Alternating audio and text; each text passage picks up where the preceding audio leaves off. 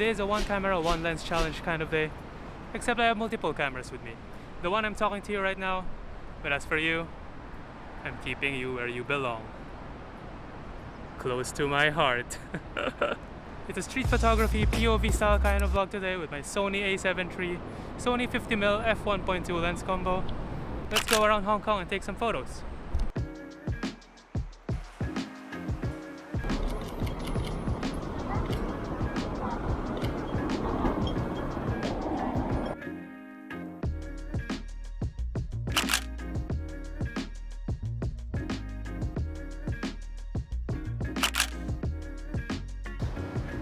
Huh, what do you know? It's nighttime now. I chose this challenge today because I'm not creative enough to think of anything original by myself, and everyone else is doing it. But I haven't done my street photography in a very long time, and I have this new lens to try it out with me. So why the hell not? So this Sony 50mm f1.2 G Master lens is what you call a prime lens. And that means that I'm currently broke. Prime lenses are what you call fixed focal length lenses, which means that you can't zoom in or out of an image. And I think prime lenses are very good in practicing your compositions because without the ability to zoom in or out of an image, it forces you to move on your feet, and this allows you to observe a bit more in your environment and helps train your eye in recognizing different compositional patterns in your area. This makes you more intentional with what you want to capture and even give you a sense of like a pre-visualization of knowing what you want to take even before you look through the camera. So today I'm just throwing myself out here to practice my compositions. The photos may or may not work. You can let me know in the comments below how I can improve my street photography, but I think I focus a bit too much on my landscape photography that I neglected to hone or improve on my other genres of photography like street or cityscapes. So a tip for you is you don't need to stick to a specific niche in photography. You can have a preference, but definitely there's no harm in trying different genres for fun. It also helps you sort of overcome a creative rut. For example, if you're only sticking to one specific genre, then doing the same thing over and over again may feel a bit mundane, and trying out other things might cleanse your palate a bit more. Moved over to a quieter street. So for those of you who want to start photography, I think 50mm is a great focal length to start practicing because it already mimics what you can see with your eye.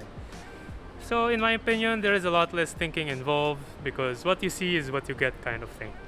It is also not too wide of an angle that you need to be very close to your subject when taking a photo. So when you're shooting at people, for example, you don't need to be right in front of their faces, which might invade their personal space, so we always want to respect that. If you're wondering about camera settings, my tip is not to think of it too much and just focus on the story or composition. This can easily be done by using aperture priority and putting your camera on auto ISO.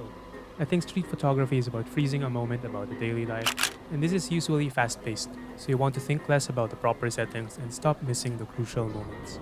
I also put a minimum shutter speed to minimize the motion blur when I don't want it. Another benefit to using prime lenses is that in general they are faster than your standard zoom lenses because they can open up their aperture quite wide. For example, this lens could go as wide as f1.2, which is orders of magnitude wider than your standard zoom lens that could only open up to, let's say, f2.8 or f3.5. It can collect so much light, making shooting in low light conditions more manageable. And in addition, if you've seen those photos where you've seen a subject in focus and then a blurry background, this is what you call bokeh or bokeh, and is intentional out of focus blur and is desirable in certain situations like cinematography or visual storytelling because it emphasizes your subject and draws the viewer's attention to a certain part of the frame. And this can be achieved by having a shallow depth of field that you can control with a wider aperture. So the lower the f number, the more of this effect that you can have. Street photography was intimidating to start because everything looked chaotic and random, and it was up to me to find order in them. But it was a good practice and refreshing to just focus on finding a story to document.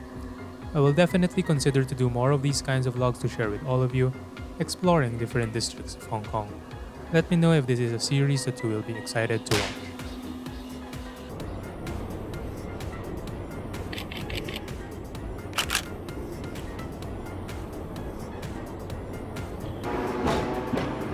I'm currently in my local neighborhood to prove a point that you can practice photography anywhere. Just go out, have some fun, and do some experimentation yourself. Just like what I did in this video, where I took this lens and did some astrophotography and pushing the limits of f1.2. If you're interested to see the results and how capable this lens is in low light conditions, I'll see you there. Thanks for watching.